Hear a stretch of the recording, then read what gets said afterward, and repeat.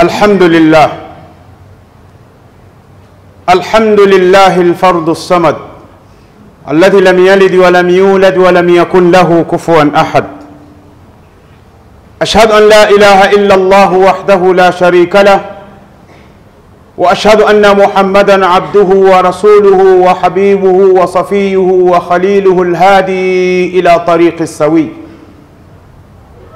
محمد رسول الله رحمة للعالمين، الذي أنقذ الأمة من الجاهلية الهمجية الحيوانية إلى عقيدة التوحيد، فأنقذ الأمة إلى أن وعاشت الأمة مع لا إله إلا الله. محمد رسول الله. اللهم صل على محمد وعلى آل محمد كما صليت على إبراهيم وعلى آل إبراهيم إنك حميد مجيد. عباد الله، يرحمني ويرحمكم الله جميعا. أوصيكم ونفسي بتقوى الله عز وجل. قال الله تعالى: يا أيها الذين آمنوا اتقوا الله حق تقاته ولا تموتن إلا وأنتم مسلمون.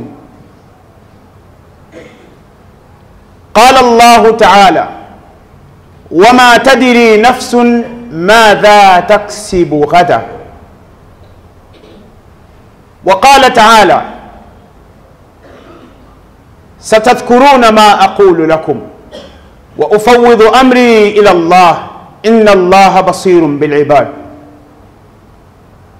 Ndugu zangu katika iman, Waislamu wenzangu popote mtakapokuwa duniani na mnaonifuatilia na kuniangalia hapa katika msikiti wa Mtambani, huu ni mwezi wa Dhulqaada au Dhulqida, mmoja katika miezi minne mitukufu iliyotajwa katika Suratut Tauba.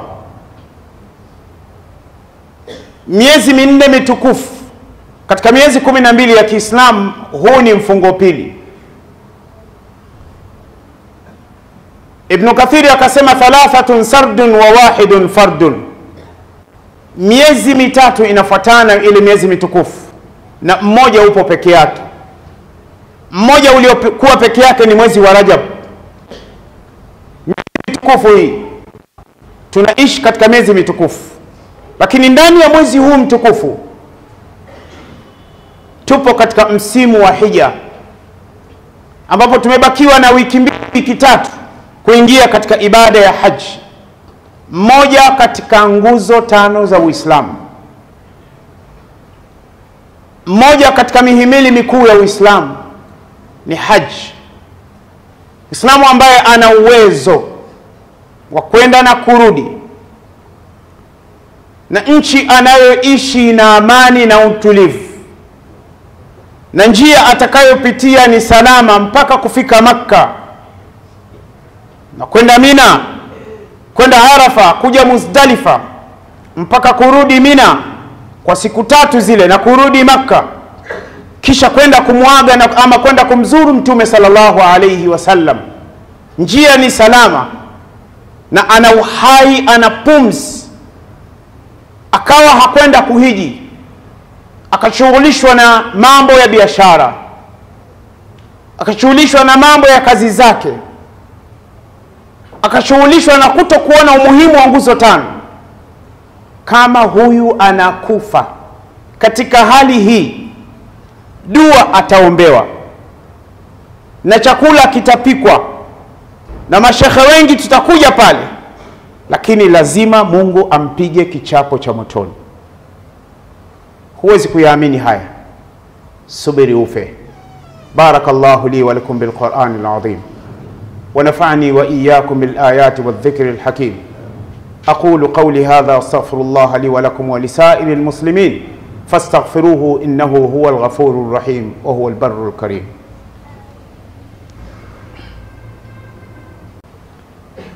الحمد لله الفرد الصمد الذي لم يلد ولم يولد ولم يكن له كفوا أحد. أشهد أن لا إله إلا الله وحده لا شريك له، وأشهد أن محمدا عبده ورسوله Ndugu zangu katika iman, waislamu wenzangu, mwanadamu ana utajiri wa aina mbili. Ni utajiri ambao hauna mfano wake. Mwanadamu Mwenyezi Mungu amempa neema mbili. Ninakwenda katika sahihu al-Bukhari, kitabu ar-riqaq, babu ma jaa fi ar-riqaq wa an la aisha illa aisha al-akhirah. Hadithi ya 96 anaisimulia Imam Bukhari katika kitabu chake, na hadithi hii ilisomwa na sahaba wa Mtume radhiyallahu anhuma, Abdullah ibn Abbas. Mtume amesema sallallahu alayhi wasallam, ni'matani maghbunu fihima kathirun minan nas. Neema mbili watu wengi wanashindwa kuzitumia thamani yake. Watu wengi hawajui thamani yake. Mtume akasema sallallahu alayhi wasallam, as-sihha, afya ya mwili wako, afya ya familia yako na jamaa zako, wal faragh, na kupata muda wa kufanya mambo yako. Hakuna utajiri kama afya. Hakuna umashuhuri kama afya. Hakuna neema kama afya. Hakuna madaraka kama afya. Ukiwa na afya, kama hutoitumia vizuri, utamwasi Mwenyezi Mungu. Afya yako hutoitumia vizuri, utawadhuru wanadamu wenzako. Afya yako hutoitumia vizuri, unaweza ukaua watu. Afya yako hutoitumia vizuri, utatumia madaraka yako kunyanyasa watu na kuua watu, utadhulumu mali za watu, utafunga biashara za watu sababu ya afya, ukijumlisha na madaraka. Halafu wal faragh, kupata muda wa kufanya mambo yako. Hadithi hii ipo katika Sahih Bukhari, kitabu ar-riqaq, mlango unaoitwa babu ma jaa fi ar-riqaq wa an la aisha illa aisha al-akhirah. Idhan madha nastafidu min hadha al-hadith ayuha al-muslimun al-hadirun al-mustami'un al-mutabi'un wal-mushahidun? Ndugu zangu katika imani, hadithi hii inatupa fundisho gani? Mtume sallallahu alayhi wasallam amemfananisha mtu mwenye afya na tajiri. Alafu afya akaifananisha na taji wa mali.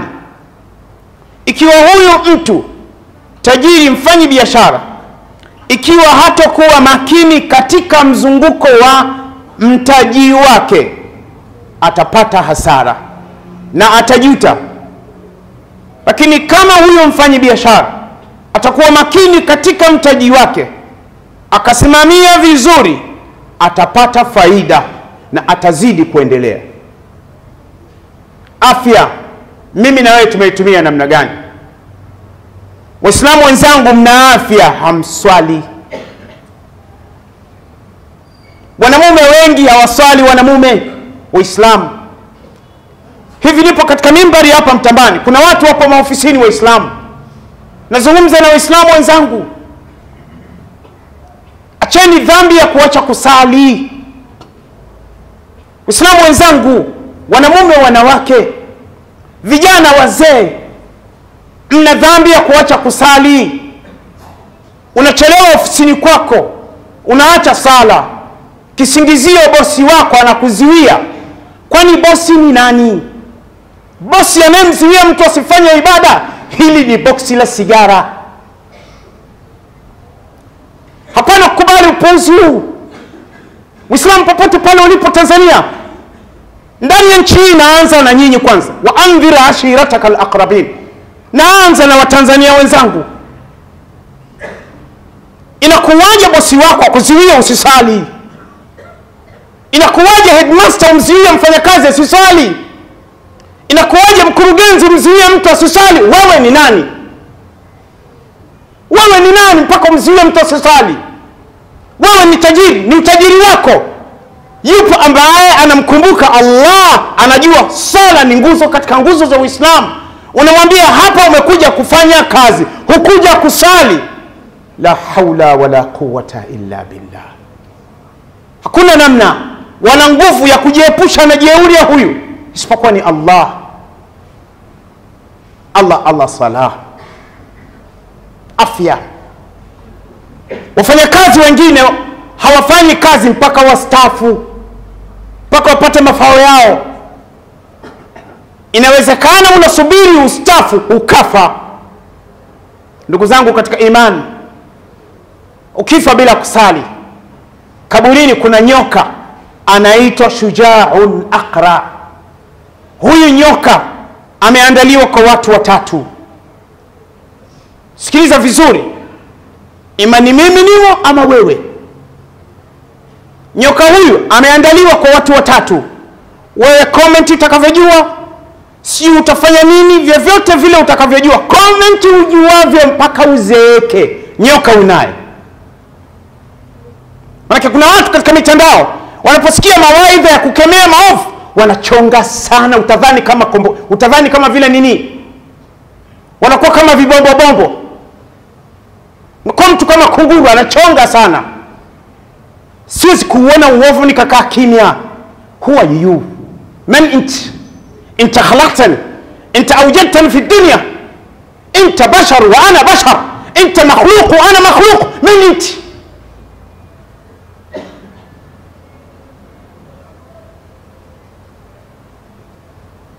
ما ينفعك يا عم يا ابويا حتى اذا زعلت وغضبت وادخلت المداخله ما ينفع، كلام فاض ساقط، حتى الشيطان يضحك عليك. Ndugu zangu katika imani, sala. Shule za Kiislamu kuna walimu hamswali. Chukua ujumbe huo ufike. Na kuna baadhi ya headmaster hamswali. Taasisi za Kiislamu wengine hamswali. Naanza na nyinyi kuachana kwanza. Najua mtamind, mtaweka mafungu, mtaweka magenge. Huyu nani usaganya? Hamswali, tunawajua, tunajuana.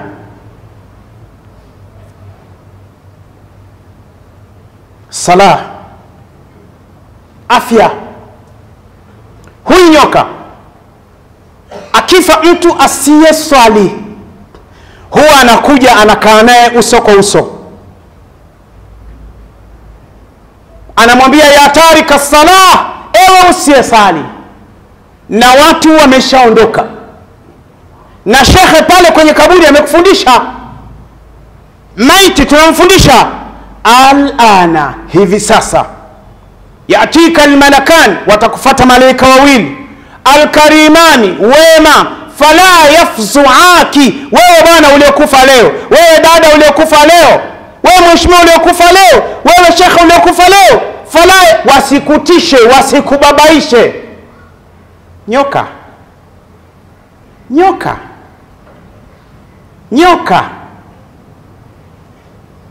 Ikitokea nyoka ameanza kutembea hata msikitini hapa, utulivu haupo. Sasa kule anafundishwa ni sawa sana mtu mwalimu katika mtihani. Wanafunzi na walimu mtanielewa, walimu wenzangu mtanielewa.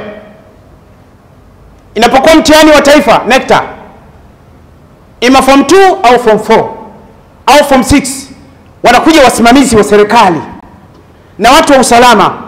Haruhusiwi kulingana na sheria ya NECTA mwalimu yoyote kumsogelea mwanafunzi wa ile shule. Allahumma kuna dharura ya sheria na wanaikubali wale. Kinyume cha hivyo walimu wote, tena wakati sehemu nyingine mnapigiwa kamba kwa muda wa wiki 2, hamsogei pale. Inawezekana hata staff mnahama pale, mnakuwa mnabanana katika chumba kimoja. Sasa kwenye mtihani wa NECTA atokee mwalimu kwa mfano wa geography, aende akamfundisha maswali mwanafunzi, au aende akamfundishe chemistry au physics, aende amfuate mwanafunzi mtihani wa taifa, mnongoneze, anasema mwalimu kuna maswali hapa nimekuja, define the following items. What is the physics? Mwalimu hawezi, athubutu, amewekwa ndani. Sasa je, kaburini unamfundisha jitu limeondoka halijui kuoga janaba, hajui kutawadha, na hajawahi kusali, hajui kuoga hedhi, hajui kuoga nifasi, alikuwa ni mtu wa hip hop, alikuwa ni mtu wa bongo flavor, alikuwa ni mtu wa kiduku, kigoma cha Uruguay, alikuwa ni mtu wa lamba. Unamfundisha maswali? Haiwezekani. Nyoka huyu ni special kwa wale ambao wanaokojoa wima, wanaojisaidia wima. Ndugu zangu Waislamu wenzangu, naanza na nyinyi watu wa misikitini, mnajisaidia wima. Kila sehemu iliyogusa cheche ya mkojo lazima ichomwe moto. Watatu, nyoka huyu ni kwa yule mfanyabiashara aliyefanya biashara akakifikia kiwango cha kutoa zaka, hakutoa zaka. Yule nyoka atajikunja, watatazamana live kaburini. Yule nyoka atatoa sauti, atamwambia ana maluka, mimi ni mali yako, ana kanzoka, mimi ni akaunti yako ya pale benki. Unakwenda wapi? Warithi uliowaacha wanarogana, wanagombea mali. Kuna warithi hapa duniani na Dar es Salaam na mikoa mingine hawasemezani, baba mmoja mama mmoja, ama mama mbalimbali, sababu ya mali. Warithi.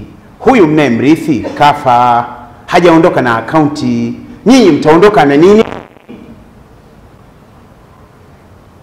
Ndugu zangu katika imani, hadithi nyingine, Mtume sallallahu alayhi wasallam, huu ni msimu wa haji. Sikilizeni vizuri sana, na hii hadithi isikilizeni vizuri sana, vyovyote vile utakavyonifikiria wala. Hadithi anaisimulia nani? Sahaba anaitwa Ubaidillah ibn Mihsan al-Ansari al-Khatmi radiyallahu anhu. قال صلى الله عليه وسلم من أصبح من في سربه، يعني في قومه أو في محله، معافا في جسده، عنده قوت يومه، نفذت له الدنيا بحذافيرها. رواه الترمذي في سننه. قال الترمذي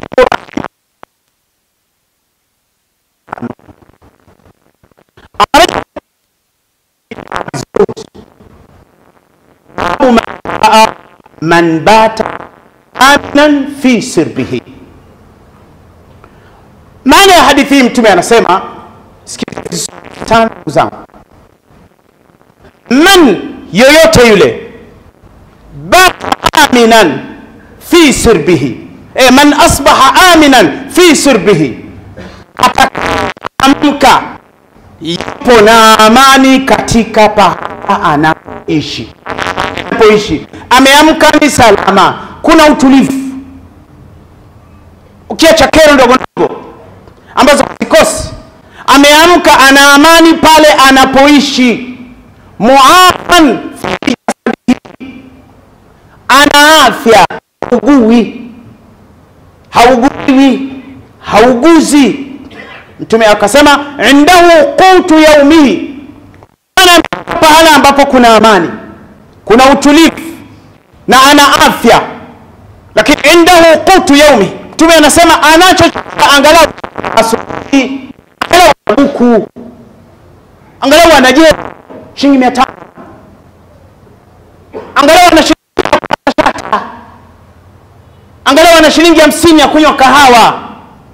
Mtume akasema huyu mtu ambaye ameamka pahala alipoamka pana amani, ana afya nzuri, anacho chakula angalau cha muda mfupi, Mtume akasema fakaannama hizat lahu dunya Huyu ni kama vile mtu amepewa utajiri wa dunia bihadhafiriha, na neema zote za dunia. Ndugu zangu katika imani, niwaulize Waislamu wenzangu, lakini wa Tanzania, hivi mnafahamu thamani ya nchi yenu? Hamjui thamani ya nchi, na sababu ni kwamba wengi hamjawahi kutoka nchi yenu. Tanzania na wengi tuliokuwa wengi tumekuwa tukipata nchi yetu na neema tuliyopewa, kwa sababu wengi uongo. Picha inayoletwa sio. Tembeeni miaone. Ndugu zangu katika imani, juzi kulikuwa na mtu mmoja anaishi nje ya Tanzania, katika moja ya nchi za Afrika.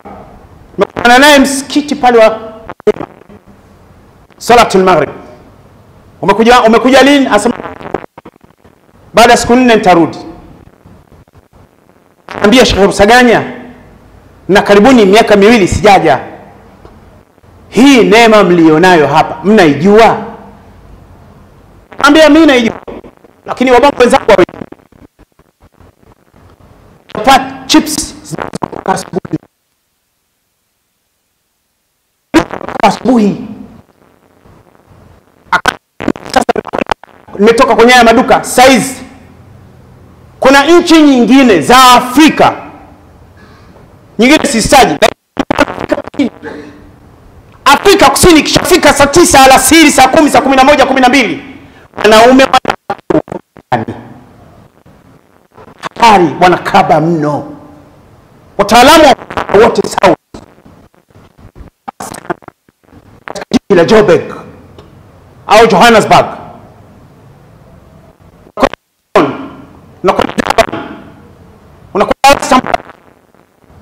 na maeneo mengine, ni hatari. Sehemu ambayo ina nafuu kwa Johannesburg, jioni usiku mpaka saa 4 saa 5 pia. Angalau saa 5 unaweza kucheza simu.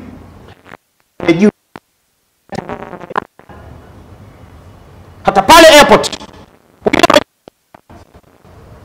Hivi mnafahamu nyinyi wa Tanzania, hivi sasa mmepata airport ya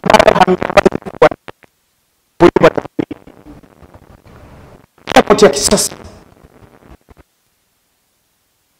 Mungu awabarikie. Waislamu kwa airport ya Dar es Salaam Terminal 1 ni kosa kuacha kusali, kwa sababu serikali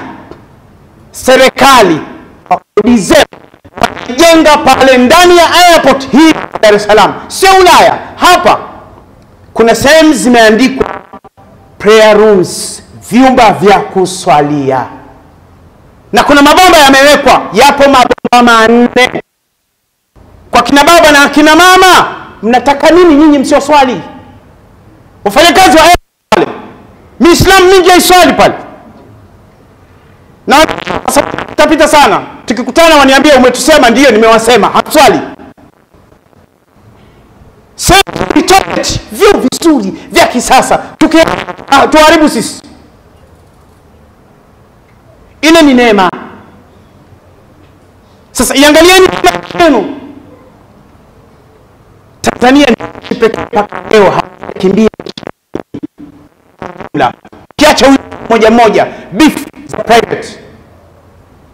Mpo hapa mnatembea kifungu, mnacheza draft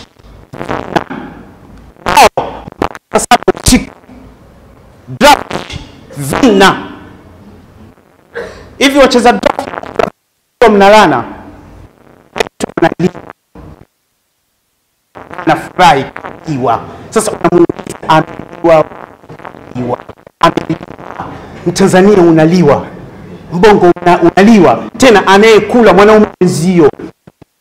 Oh, therapist. A'udhu billah of wasting your time. tudayyi waqt bibalash. Na wengi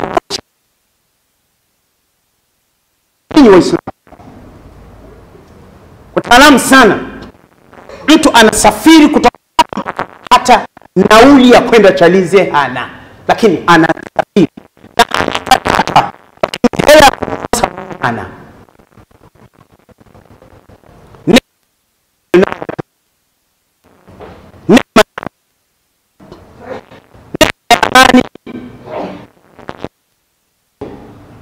huyu bwana anasema kama alivyosema hapa Sheikh kwamba mama amefanya na jitoa muhanga nje ya nchi, nyinyi wa Tanzania, na ile mali ikija mnaokaa ndio mali iende wapi? Allowance mnapeana nyinyi, sisi kazi yetu kusoma magazeti. Hamna adabu, shukuru nyinyi. Sasa Waislamu zangu, nendeni, wallahi ukifa bila kuhiji umekwenda mbaya. Mimi na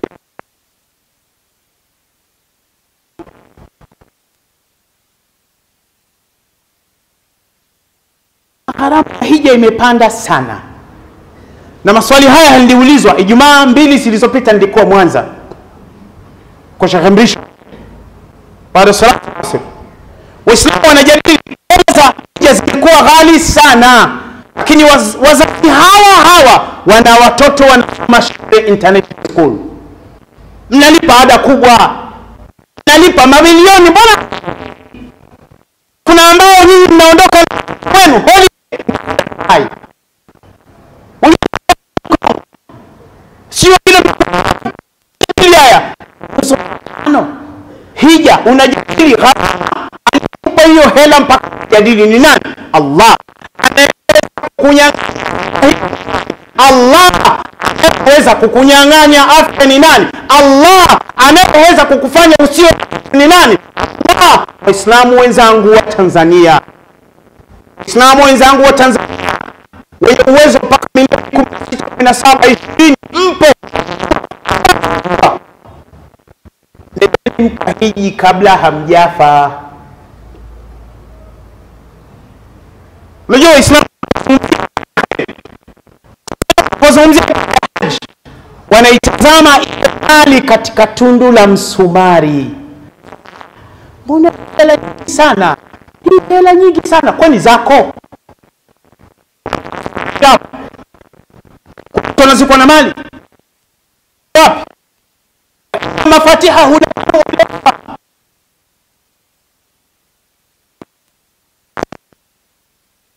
chungu funguo kupata pesa. Vijana wameajiriwa kubeba funguo.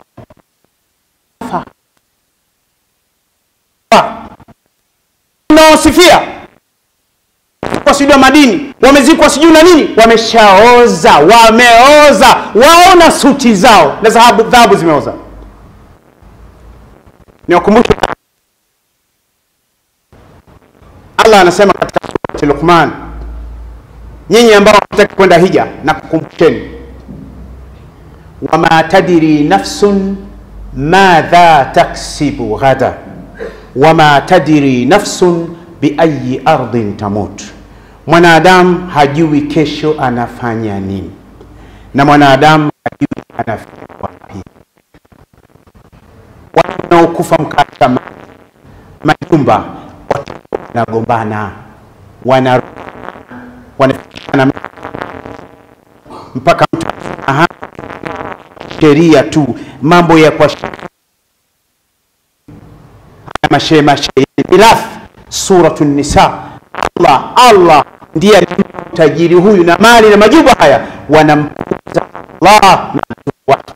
Wanasema hapa tugawane nusu kwa nusu, sheria za kimataifa, sio sheria ya Allah. Ndugu zangu katika imani, na kukumbusheni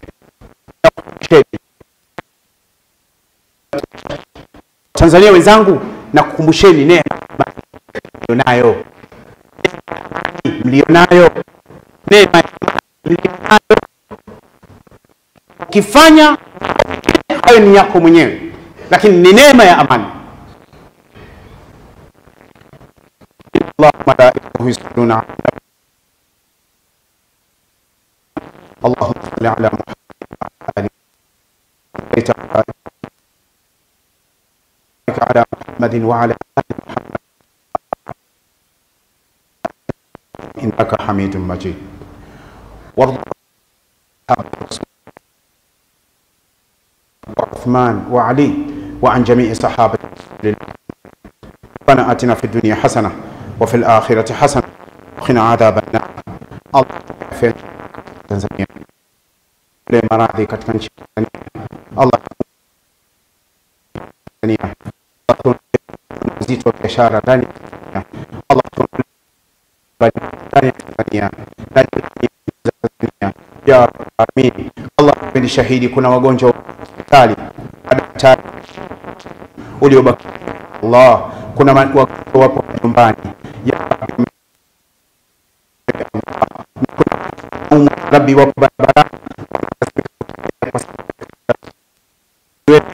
naweza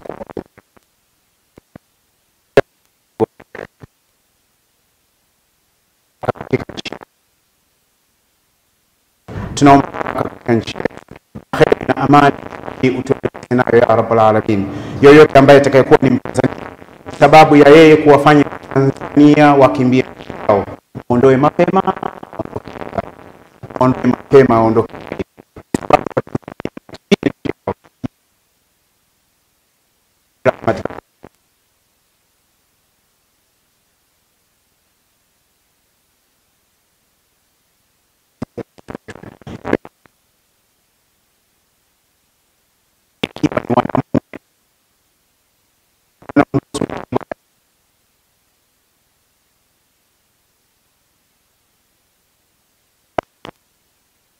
وذكيش يا رب بالعافية والإحسان والمغفرة لكم تذكرون. أقم الصلاة.